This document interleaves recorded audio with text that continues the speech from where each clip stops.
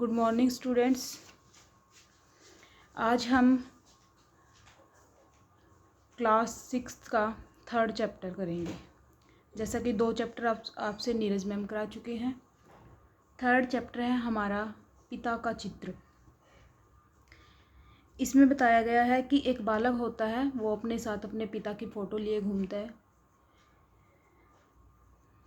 क्योंकि वह अपने पिता की प्रतिष्ठा पुनः स्थापित करना चाहता है।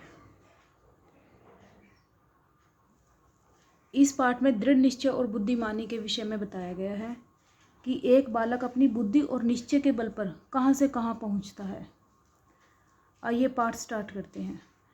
दृढ़ निश्चय और बुद्धिमानी से कुछ भी पाया जा सकता है। दृढ़ निश्चय और बुद्धिमानी से कुछ भी पाया जा सकता है।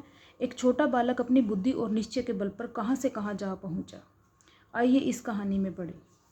थानेश्वर में सम्राट हर्षवर्धन का राज था। थानेश्वर एक जगह का नाम है। सम्राट हर्षवर्धन ये राजा का नाम है। सम्राट हर्षवर्धन उच्च कोटि के विद्वान थे, यानी उच्च श्रेणी के सतर के। कोटि होता है हमारी श्रेणी, सतर लेवल। सम्राट हर्षवर्धन उच्च कोटि के विद्वान थे। वे सम विद्वानों का आदर करते थे। उनकी राजसभा बड़े बड़े विद्वानों, गुणीजनों और पंडितों से सुशोभित रहती थी, यानी उनकी राजसभा में बड़े बड़े विद्वान, गुणीजन और पंडित थे। उन्हीं दिनों एक अनाथ ब्राह्मण बालक अपने कुर्ते की जेब में अपने पिता का चित्र लिए इधर उधर घूमा करता था। अनाथ होता है जिसके माता पिता न हों।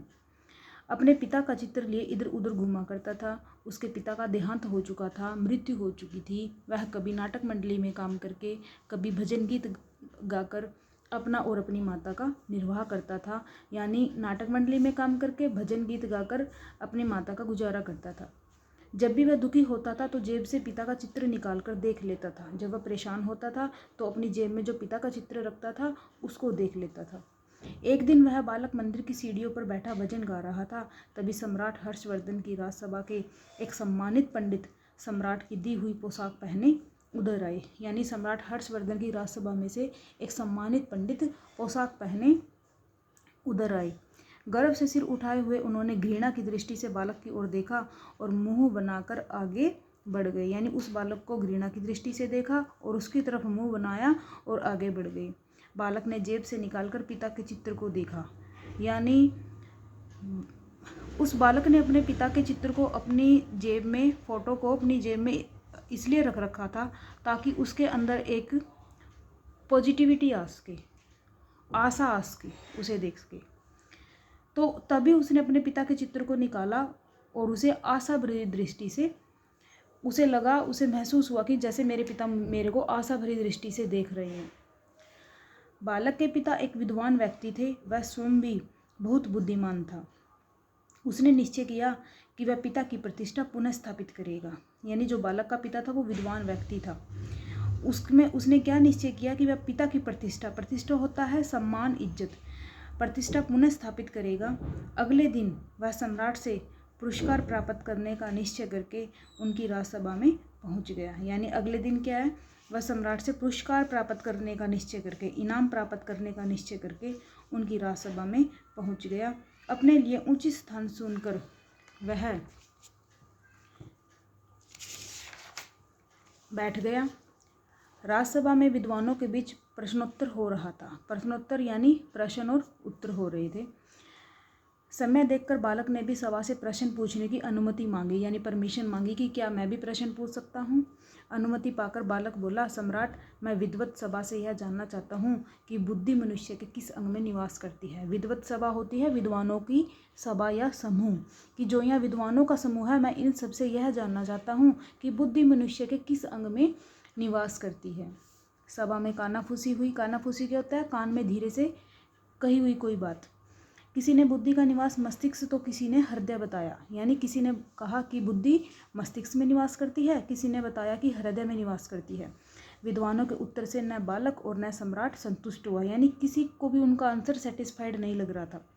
बालक ने प्रार्थना की, महाराज, यदि आप मुझे अपनी सभा का सदस्य बना ले तो मैं इस प्रश्न का उत्तर दे सकता हूँ कि यदि आप मेरे को इस विद्वत सभा का सदस्य मानोगे तो मैं इस प्रश्न का उत्तर दे सकता हूँ। सम्राट ने बालक को अपना सभापति घोषित कर दिया। सभापति होता है सभा का सदस्य।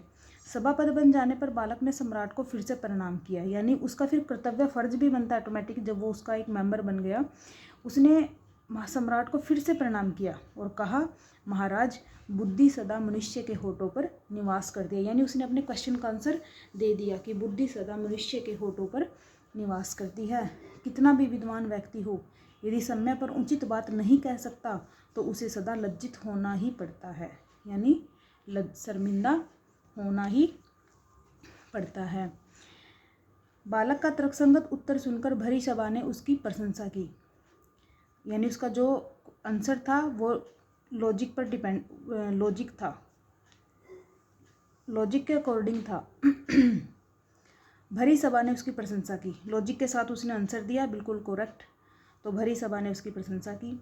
बालक ने दूसरा प्रश्न पूछा, विद्वत सभा यह बताए कि बुद्धि खाती क्या है। बालक ने फर्स्ट प्रश्न पूछा, उसका आंसर दिया। अब उसने दूसरा प्रश्न पूछा कि विद्वत सभा यह बताए कि बुद्धि खाती क्या है। सभा में सभी के होठ हिलने लगे। बुद्धि क्या कोई प्राणी है जो कुछ खाएगी? बुद्धि भला क्या खा सकती है? यह बालक व्यर्थ के प्रश्न करके सबका समय नष्ट कर रहा है। यानी जो सभा के सदस्य थे, उन्होंने आपस में विचार विमर्श किया कि बुद्धि क्या कोई प्राणी है जो कुछ खाएगी? बुद्धि भला क्या खा सकती है? और ये बालक व्यर्थ के प्रश्न करके सबका समय नष्ट कर रहा है। सम्राट ने बालक की ओर देखा, वह मुस्कुरा रहा था। सम्राट ने सभी विद्वानों की ओर देखा कि शायद कोई बालक के प्रश्न का उत्तर दे दे, मगर सब चुप रहे। सम्राट के कहने पर बालक ने उत्तर दिया, महाराज, बुद्धि सम्यक आती है। यानी इस दूसरे क्वेश्चन का आंसर भी सम्राट ने उस बालक को ही आंसर देने के लिए वो किया कि आप ही इसका आंसर दो। तो बालक ने आंसर दिया कि बुद्धि सम्यक आती है। बुद्धिमान कोई भी कार्य बिना सोचे विचारे जल्दबाजी में नहीं करता। बिना विचारे कार्य करने वाला मूर्ख होता है।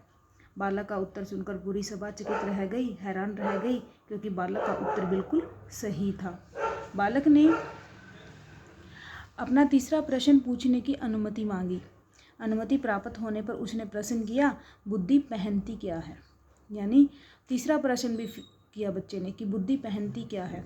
प्रश्न सुनकर विद्वान आपस में बातें करने लगे। बुद्धि का तो कोई आकार नहीं होता, तो भला वह क्या पहन सकती है? सभी विद्वान चुप हो गए। सम्राट बोले, बालक, तुम ही इस प्रश्न का भी उत्तर दो। सम्राट ने तीसरी बार फिर उस बच्चे से तीसरे प्रश्न का उत्तर देने के लिए बोला।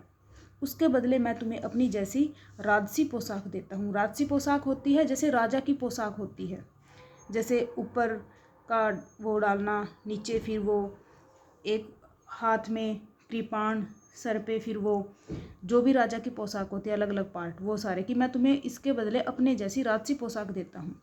राजसी पोशाक मंगवाई गई। राजसी पोशाक पहनकर बालक ने गर्वपूर्वक, बिल्कुल प्राउड फील होकर एक बार भरी सभा को देखा, फिर अपने पिता का चित्र सामने रखा, मानो उन्हें वह पोशाक दिखा रहा हो। यानी वो खुद फील कर रहा था कि मेरे पिताजी मेरी इस पोशाक को देखे, क्योंकि उन्होंने पहले ही कहा है कि वह अपने पिता की प्रतिष्ठा पुनः स्थापित करेगा, इसलिए उन्होंने अपने पिता के चित्र की तरफ देखा। सम्राट की सभा में विद्वानों के झुके हुए सिर देखकर वह गर्व से बोला, आप सब देख ही रहे हैं कि बुद्धि राजसी पोशाक पहनती है। एक बुद्धिमान विद्वान व्यक्ति के लिए संसार में कुछ भी दुर्लभ नहीं है। यानी जो बुद्धिमान व्यक्ति होता है, जो अपनी बुद्धि से काम लेता है, उसके लिए इस संसार में कुछ भी दुर्लभ कठिन नहीं है। सम्राट और सभा में उपस्थित सभी विद्वान पंडित बालक को आश्चर्य से देखते रह गए। यानी जब उसने इन तीन प्रश्न किए और तीनों प्रश्नों के उत्तर दिए खुद, तो सभी विद्वान पंडित बालक को आश्चर्य से देखते रह गए, हैरान हो गए। वही बालक आगे चलकर संस्कृत भाषा का प्रसिद्ध लेखक और विद्वान बाणभट्ट कहलाया। यानी बाणभट्ट कौन है? संस्कृत भाषा का प्रसिद्ध लेखक और विद्वान है, संस्कृत साहित्य का महान कवि है। बाणभट्ट की लिखी संस्कृत भाषा की रचनाएं आज भी अत्यंत आदर व रुचि के साथ पढ़ी जाती हैं। यानी बाणभट्ट ने जो अपने संस्कृत साहित्य में रचनाएं लिखी हैं, वो अत्यंत आदर व रुचि के साथ पढ़ी जाती हैं। तो स्टूडेंट्स, ये आज आपका लेसन था, थर्ड लेसन, पिता का चित्र। आप इसे लर्न करेंगे, ठीक है? ओके।